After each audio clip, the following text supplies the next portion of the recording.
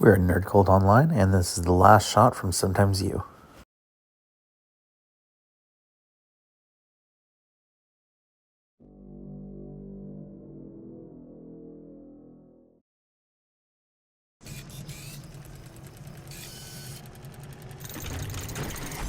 Now, right away, I have to actually remark on the actual art style. I can't put my finger on it, but there's something about it that's just very striking and grabs your attention. I like how they layer the images almost like they're completely two-dimensional, but then distance them from each other to give them some depth. So I thought that design element was actually really cool. And then we have our map for us to play in, and our character right there. Now, again, going back to the animation style, it is very reminiscent of The Simpsons as far as the actual drawing style, but not so much the coloring scheme. This is much more bleak and less vibrant than The Simpsons is. Now, at the beginning of the game, the only thing that's really for certain is that some sort of apocalypse type event happened.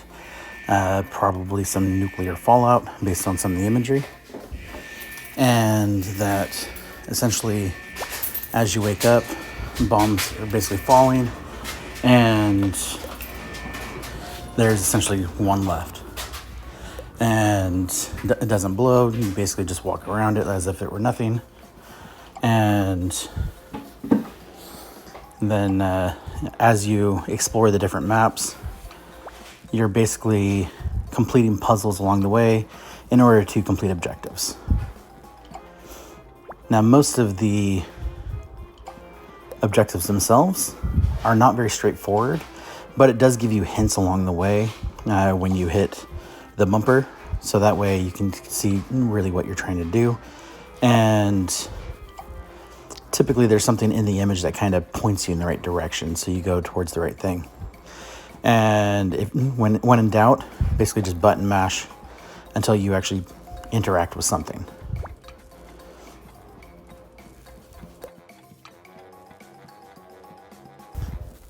Now, most of the puzzles are simple enough, but the way that they're designed is actually pretty intelligent with, basically the way it forces you to kind of think outside the box with some items, and as far as how you get around the map as well.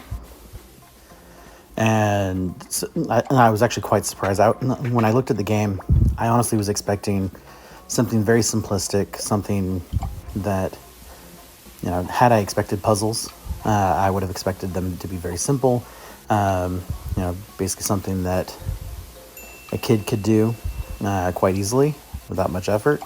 And for the most part, those puzzles are, but they're still done in such a way that I felt like, I wasn't quite pushed to actually think about them, but I was, and there's the bullet I mentioned, or the last shot. And, with that, just trying to figure them out, definitely made solving them definitely feel much more like it was an actual accomplishment, beyond just moving you on to the next thing. And I thought it was interesting using these images and for the letters to basically show you the story without actually giving you any dialogue or any words, and it just definitely fits with the overall vibe. And then you need to remember how to do things. You can always bring up that menu and see your options.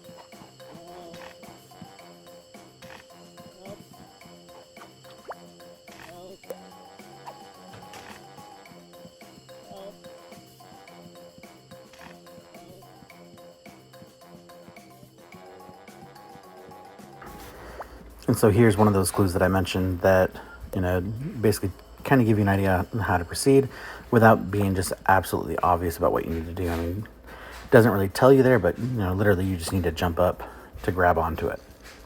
And then it gives you hints about how to actually open up the other side of that door. And then, proceed from there. But, overall, I really like the art style. Like I was saying, there's something about it that really draws my attention to it that I found quite surprising and just did not understand what it was. Maybe it was just how Simpson-esque it was with the way the characters are drawn, but the kind of ramshackle nature of everything as it is, definitely does not give you a great aesthetic, but it is by far it surpassed my expectations based on just the one screenshot I had when I was first given the opportunity to review this. And so when the opportunity arose, and I basically figured, why not? Basically I'm willing to give any game a shot once and see how it is, and let that basically judge it for what it actually is, not based on that first image I see or anything that I've heard other people say about it. And so, had I judged it based on that image, I probably wouldn't have filled out the form to review it. I likely would have just ignored it and moved on to another game to fill out the form for. But instead, something about it just sparked my interest, and was really interested in how to proceed and how to play, and what the game was really about. So submitted the form, and they sent me a copy, and here we are. And so I definitely want to thank Sometimes You for doing that, because the game itself is, again, it far exceeded my expectations in pretty much every way. Again, the graphics aren't spectacular by any means, but they work very well with the game, very well with the atmosphere of the game world itself, and definitely draw you in, and at least for me, just very interested to see more of what the world is going to have for me, what the story's going to do. I mean, like right there we have a rendition of the Scream just painted on a wall for some random reason. And so because of that, I expect that there's going to be other things hidden like that throughout the game, and I'm really curious to see what those things are. But overall, again, exceeded my expectations, was far better than I anticipated in pretty much every way. So the game is only listed for $10, and I think that honestly is a steal.